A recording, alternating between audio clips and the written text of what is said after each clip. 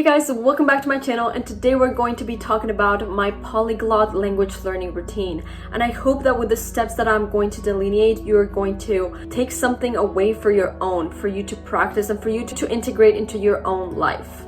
So the first thing that I did was obviously get myself a tea because we're going to be here for quite a long time. I'm obviously not going to show you every single thing I do because it's going to take me so long, but I will literally talk about every single step I take, and most importantly, my method, my core philosophy in terms of language learning. So stay tuned for that, and let's get into the video. So the first thing that I want to talk about is this pyramid over here. This is my underlying language learning philosophy, and I think that it is important to develop one in order to understand and know every single time that you wake up and that you decide to learn languages exactly what you're going to do. So the first thing that we're going to be talking about is core practice. Core practice is the thing that's going to be carrying you on throughout the years because it is the thing that you are going to do ideally every single day. Obviously, this is going to evolve with time, but essentially it is something that is easy enough for you to be able to integrate it into your day, but challenging enough so that you are able to learn. So this can be somewhere from 15 minutes of language learning and listening or studying vocab to 3 hours, depending on your schedule. Obviously, you have to be very honest with yourself in terms of how much you can practice, because if you tell yourself that you can practice for 5 hours and you actually can, then you're not going to be sustainable and you're not going to be consistent with your practice. So there are two things about this. Be honest with yourself in terms of what it is you like the most about language learning and make that your core practice. And number two, be honest with yourself in terms of how much time you have in your schedule in order to be able to integrate this practice into your everyday life so that it doesn't become a burden on you. Because if it does, you're just going to leave it aside. So personally, what I do in terms of language learning is I chose something that I really absolutely adored and that I'm enthralled and curious about, and that is vocabulary. I am so interested for some reason. I know it sounds kind of silly, but I'm really interested in the meaning of words, and I really want to expand my vocabulary so I can be as articulate in every single language that I speak. So what I do in a day is that I am right now learning 6 languages, as I said in my Polyglot 2020 goals video, and my goal is to be learning, I think it's 14 words per language every single day. So basically what I do, it's a little bit complicated. I understand if you don't understand, maybe I'm not being as eloquent as I hope to be. But what I do is I have a list of all the words that I have for the year, and every single week I go through all of them and I mark the ones that I got wrong. And the next week, so on Monday, I start revising just the words that I got wrong. So it's basically like spaced repetition, and the words that I got wrong just get passed on to the next week. I can make a video specifically on this if you guys want, because it's kind of like a very intricate system, or not intricate, but like something that is hard to explain. But in essence, this is what I do in order to keep myself accountable for my language learning. And it's something that takes me a lot of time.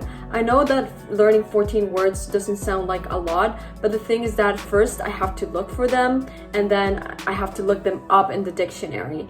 So in order to do these two things, what I do is mainly entertain myself, and I do this by watching YouTube videos. So I love YouTube. I started a YouTube channel because I spend so much time here. But essentially, I just look up for Italian YouTubers or French YouTubers that I like and that talk about things that I like. Sometimes I look up things that I don't even know about, because it's also important to expand your vocabulary and know about things that are a little bit more outside your comfort zone and your personal interests. So what I do is look up these YouTubers and I hear their stories and I hear what they have to say and I hear their jokes, I hear their, chagrins, whatever it is, and I just write down every single word that I don't understand until I reach 14, and then I move on to the next language. Sometimes, of course, I want to stay in one language, but it is important for me to move on quickly so that I don't spend too much time, because otherwise I'm not gonna finish. So that is one thing, and that generally takes me around 3 hours. Here's the amount of time that I spent on Notability every week. I think it's an average of 3 hours or something. I know it's a lot of time, and I know that a lot of people don't have the time to do that, but it is something that I love. It is the way that I entertain myself. It is the way that I am alone with myself, and I do have space in my schedule to do that. If you don't have that time in your schedule, adjust it to your own life. So the second thing that we're going to be talking about is supplemental practice. Supplemental practice is important because it is something that you just do out of being curious. You just do out of being inquisitive. So sometimes I read a book, I read an article, I watch a YouTube video without taking notes. I don't know, watch a movie, I go outside and I listen to Spanish music, which is so great because I live in a place that's really cold and it honestly makes me warmer, makes me feel warmer. So these are just little things that I do, or I strike up a conversation with somebody in the college that's a native speaker of whatever language I want to practice. So this is all supplemental practice that you also have control over, and it literally takes 3 or 4 minutes. So when I'm walking to class and I'm put on my headphones and I listen to a French song, that is something that is not like super aware practice in the sense that I'm not sitting there listening to the lyrics and the translations and memorizing all the words, but it really helps, you know, with pronunciation, listening to the language, exposure, hearing words that are repeated from the vocab list that I already have. So it's all about integrating language in these tiny little ways that make it seem seamless, so that it seems like your own life, but also like you are entertaining yourself, like you're having fun, like you're having a blast. Because at the end of the day, if you wake up and you are tired of learning languages, then this is not what you are meant to do. Because as so many people that are successful have said, if they don't do what they love, they're missing out. You know, the real sad part about a day for me is not being able to finish my language learning practice, or not to do a video on YouTube, or not to watch something that shows me something different about a culture or the world. So be aware of that, so that you can not bore yourself out of your mind, but also so that you can find your passion if this is not your passion. I hope it is. I hope it is. Another thing that I want to mention is that in terms of supplemental practice, what I do is read. I love to read, and this year I've actually been so lucky to go to the library and found great books. So I think that I already talked to you guys about some of them, but my first book was Stiff. It's a great book in English. Then I went to Spanish. That was, I think, 2 weeks ago. The French book, which is Histoire de Fantôme. And then I'm reading, La Casa degli Spiriti, and next week I'm going to be reading this, whatever it's in German, I don't know what it is about, but so in terms of reading, I think that I wasn't super invested in the books. It's like, these are my favorite books I've ever read, except for the English one, and I really like the French one, and the Italian one is okay, but they are not, you know, they're not like my favorite books of all time, and I think that I should be a little bit more discerning in terms of the books that I choose, because I didn't like the Spanish one. But the thing that I do, or that I've been trying to do, is that I know it is really hard to read, so I just stopped myself at 200 pages, and because I don't think I was super invested in any of these books except for the only one that I finished, which was this one, is that I stop myself at 200 pages, and after that I just go on to the next one.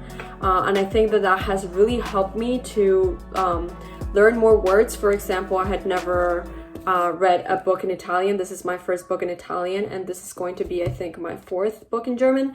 So I'm not super experienced in reading, but really, guys, you need to push yourself. You need to be doing everything that a native speaker would be doing, because that's generally what you want to emulate. You want to emulate immersion. So if you're super serious about this, I think that this is a great tip. And now let's talk about serendipity. Serendipity is something that will just happen to you. Sometimes I go to a college that is very international. I will strike up a conversation with a native speaker, and it doesn't even come willingly. Somebody just talks to me in Spanish or talks to me in French, and that's also good practice. But or I get invited to watch a movie in French, or you know, somebody shows me a song in Portuguese or whatever, Portuguese. But yeah, these are all very serendipitous events, lucky events that happen. and that I really don't have any control over, and it's good practice, but at the same time you should definitely not depend on them. You should definitely not depend on your friend who is French and who you sometimes speak French to, or the person that sometimes invites you to watch a foreign film, because you should take control of your language learning, so that again you can be consistent, you can be sustainable, and so that you can really acquire that mastery through time. That is the most important thing that I want to leave you with this video, is that the secret to language learning is to find your sweet spot in terms of practice, and to do that, and then to build upon that and maybe sprinkle some nice things, you know, an activity, a workshop, a class, but don't depend on that for your language learning, because I think that education really is a choice and it comes from within.